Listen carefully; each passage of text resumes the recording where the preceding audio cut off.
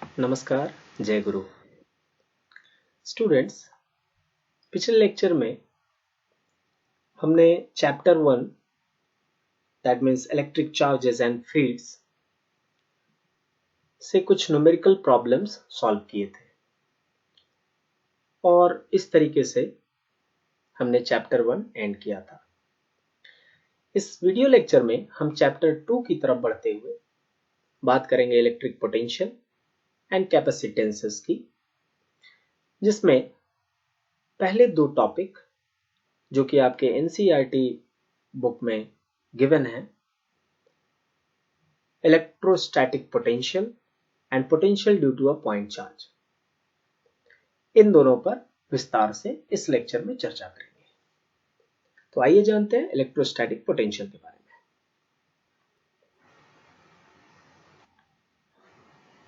Electrostatic potential के बारे में जानने के लिए हमें सबसे पहले एक चार्ज कैपिटल Q कंसिडर करना पड़ेगा, जिसे हम मानेंगे कि वो ओरिजिन पे प्लेस्ड है, रखा हुआ है।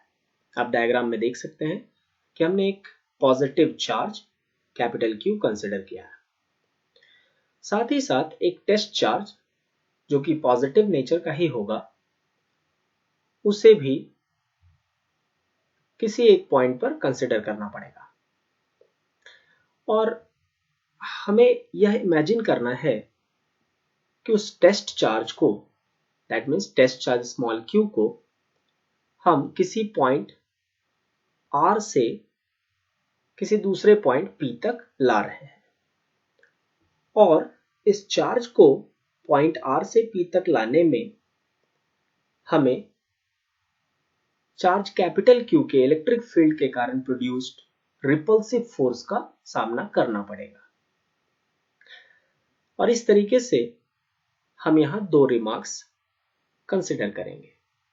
पहला ये कि स्मॉल q चार्ज हमें इतना स्मॉल एज्यूम करना होगा कि इस पर जो मैग्नीट्यूड है उससे पॉजिटिव कैपिटल Q चार्ज के पोजीशन पर, जो कि ओरिजिन पर है, उस पर कोई इफेक्ट ना पड़े। दैट मीन्स हम ये कह सकते हैं कि स्मॉल पॉजिटिव Q चार्ज को, टेस्ट चार्ज को, कैपिटल Q पॉजिटिव चार्ज के इलेक्ट्रिक फील्ड में लाने पर कैपिटल Q चार्ज के कॉन्फ़िगरेशन में, ओरिजिनल कॉन्फ़िगरेशन में कोई चेंजेस नहीं होना चाहिए। दूसरा रिमार्क्स ये होगा कि जब आप स्मॉल q चार्ज को कैपिटल Q चार्ज के इलेक्ट्रिक फील्ड में लाएंगे तो कैपिटल Q चार्ज के इलेक्ट्रिक फील्ड के कारण वो स्मॉल q चार्ज एक फोर्स एक्सपीरियंस करेगा, जिसका डायरेक्शन आप कह सकते हो P से R की तरफ होगा। लेकिन हम एक एक्सटर्नल फोर्स लगाकर स्मॉल q चार्ज को पॉइंट P पर लाने की कोशिश करेंगे पॉइंट R से। दैट मीन्स हम कह सकते हैं कि हमें उस रिपल्सिव फोर्स के अगेंस्ट में एक फोर्स F एक्सटर्नल लगाते हुए स्मॉल q चार्ज को पॉइंट R से P तक लाना पड़ेगा। और एक इक्वेशन बनता है उसके कारण, F external that is equals to minus of force due to electric field, जैसा कि आप डायग्राम में देख सकते हैं। एक सिचुएशन जिसमें स्मॉल q पॉजिटिव चार्ज को पॉइंट R से P तक लाया जा रहा है by applying some external force Fext, तब उस समय हम इलेक्ट्रिक फील्ड के कारण जो फोर्स है Fe, उसके अगेंस्ट में वर्क डन करते हुए उस चार्ज को पॉइंट P तक ला रहे हैं। और जितना वर्क डन हम करते चले जाएंगे उतना ही पोटेंशियल एनर्जी उस स्मॉल q चार्ज में स्टोर होती चली जाएगी।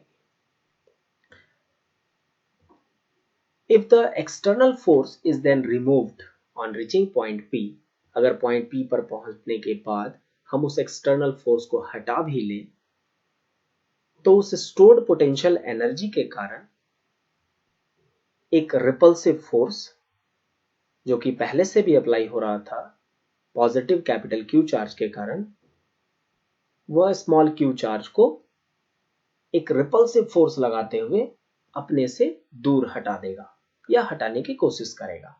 और हम ये कह सकते हैं कि जो पोटेंशियल एनर्जी उस स्मॉल क्यू चार्ज में स्टोर थी, अब उस चार्ज के लिए काइनेटिक एनर्जी का काम करेगी और उस स्मॉल क्यू चार्ज को कैपिटल क्यू चार्ज से, जो कि दोनों पॉजिटिव नेचर के हैं, दूर ले जाने का काम करेगी। अब इस कंक्लूजन पे हम पहुंचते हैं कि the work done in bringing unit positive charge from infinity to a point in electric field is called electrostatic potential. हमने ये assume किया था कि वह जो पॉइंट R है वो पॉइंट इंफिनिटी पर है कैपिटल Q चार्ज के लिए, और उस पॉइंट से किसी यूनिट पॉजिटिव टेस्ट चार्ज को कैपिटल Q चार्ज के इलेक्ट्रिक फील्ड में किसी एक पॉइंट तक लाया जाए तो उस केस में जितना हमें वर्क डन करना पड़ेगा वही वर्क डन इलेक्ट्रोस्टैटिक पोटेंशियल कहलाएगी। यह एक स्केलर क्वांटिटी है जो कि वर्क डन है, वर्क डन को ही पोटेंशियल एनर्जी के रूप में स्टोर किया गया है, तो इसलिए यह एक स्केलर क्वांटिटी और इसे जनरली कैपिटल V से डिनोट किया जाता है। मैथमेटिकली हम रिप्रेजेंट कर सकते हैं V equals to work done upon charge, that means V equals to W upon small q। इस इक्वेशन से हम इसके एसआई यूनिट को लिख सकते हैं, वर्क के लिए जूल एंड चार्ज के लिए कूलम। सो एसआई यूनिट हो जाएगी जूल पर कूलम, और इसे बाद में वोल्ट नाम दिया गया था, इस यूनिट को वोल्ट नाम दिया गया था एक इटालियन साइंटिस्ट अलेक्जेंड्रा वोल्टा के रेस्पेक्ट में। हमें इसका एक दूसरा एसआई यूनिट भी कंसिडर कर लेना चाहिए। देखिए, वर्क के लिए आप लिख सकते हैं न्यूटन मीटर, क्योंकि work equals to force into displacement होता है और इस वजह से फोर्स के लिए न्यूटन और डिस्प्लेसमेंट के लिए मीटर, अपॉन चार्ज और चार्ज के लिए कूलम।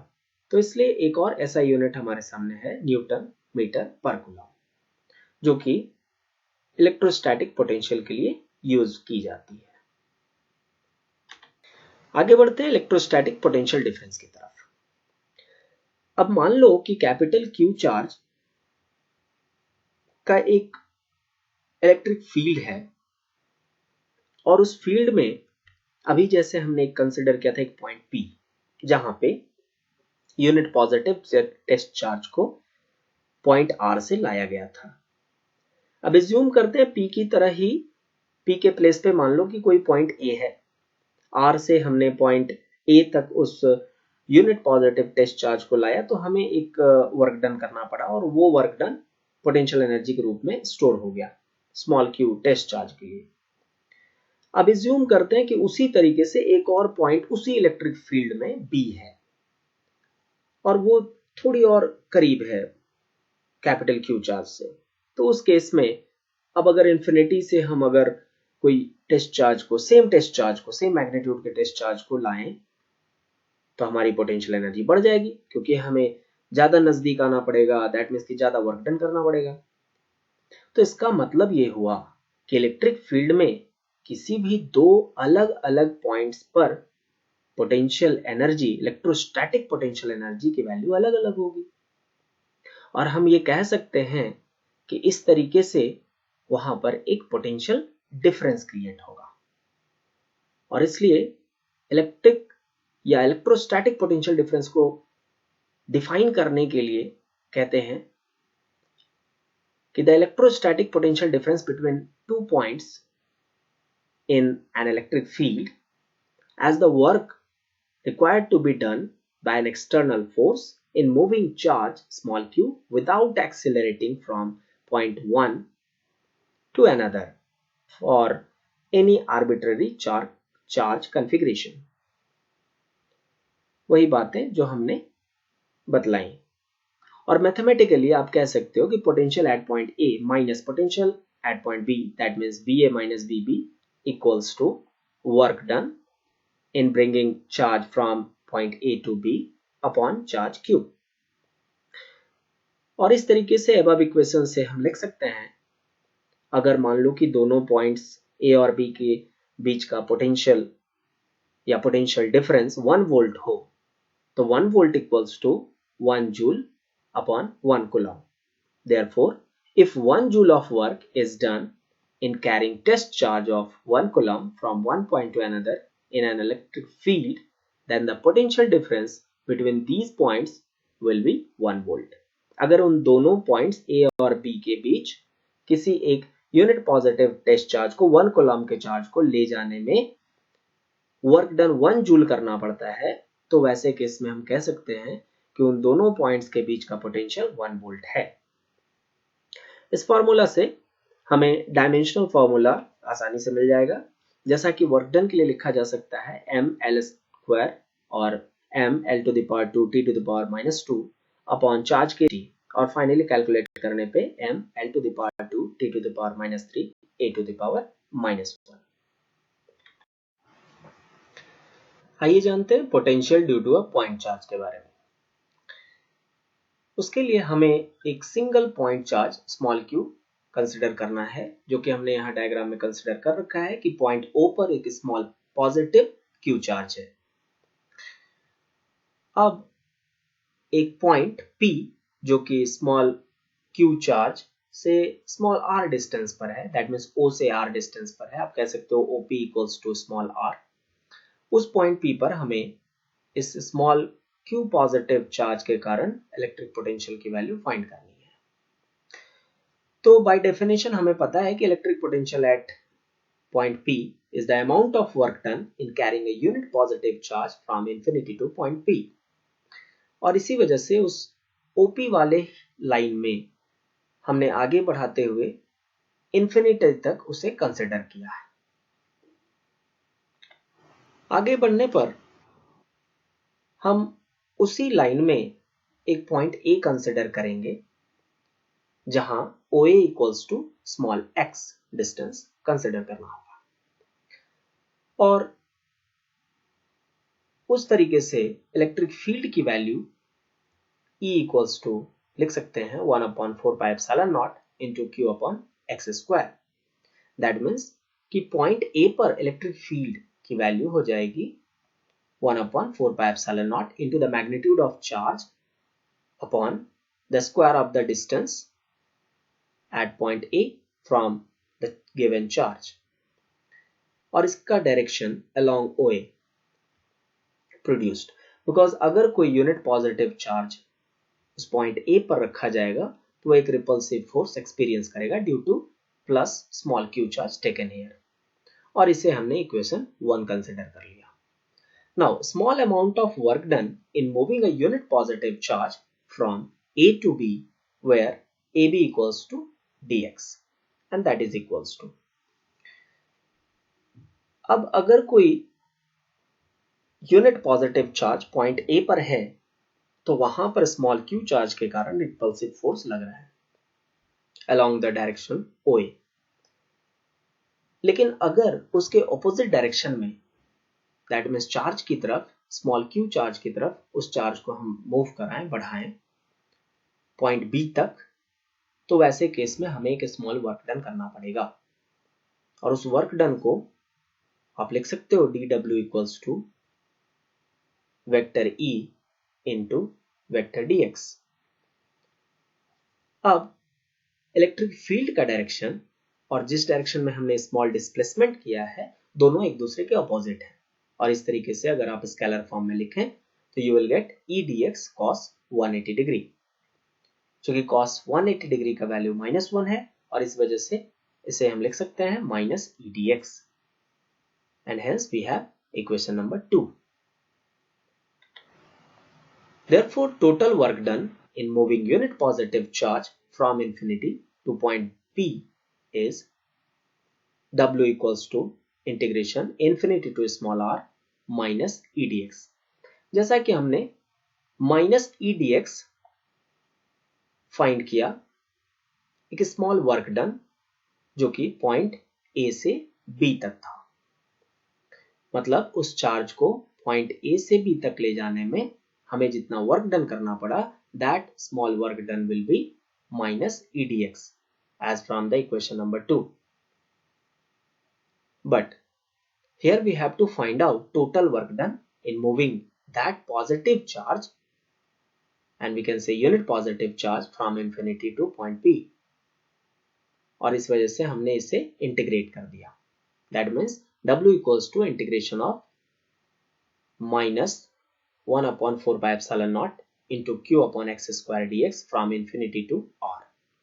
यहां पर हमने कैपिटल E के वैल्यू को पुट किया है फ्रॉम इक्वेशन 1 और W equals to minus of Q upon 4 pi epsilon naught जो कि कांस्टेंट क्वांटिटी इंटीग्रेशन से बाहर आ जाएगी into integration infinity to R x to the power minus 2 dx. और नेक्स्ट स्टेप में इंटीग्रेशन को सॉल्व करते हुए हम लिख सकते हैं W equals to negative of Q upon 4 pi epsilon naught within bracket x to the power minus 2 plus 1 upon minus 2 plus 1 or W equals to minus Q upon 4 pi epsilon naught into within bracket minus 1 upon x limit infinity to R or W equals to Q upon 4 pi epsilon naught inside bracket 1 upon R minus 1 upon infinity. And finally, we will have the equation W equals to 1 upon 4 pi epsilon naught into Q upon R. और ये work done potential energy के रूप में उस small unit positive charge के लिए collect हो जाएगा और इसलिए पोटेंशियल एनर्जी के लिए हम लिख सकते हैं capital V equals to 1 upon 4 pi epsilon naught into Q upon R, and this will be the electrostatic potential energy at point P. Now, एक important point, when small q is positive, potential V is positive, and when small q is negative, potential V is also negative. That means a positive charge produces a positive electric potential, whereas a negative charge produces a negative electric potential. Video में इतना ही.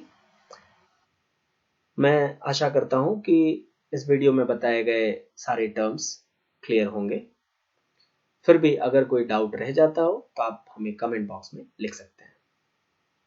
धन्यवाद. जय गुरु.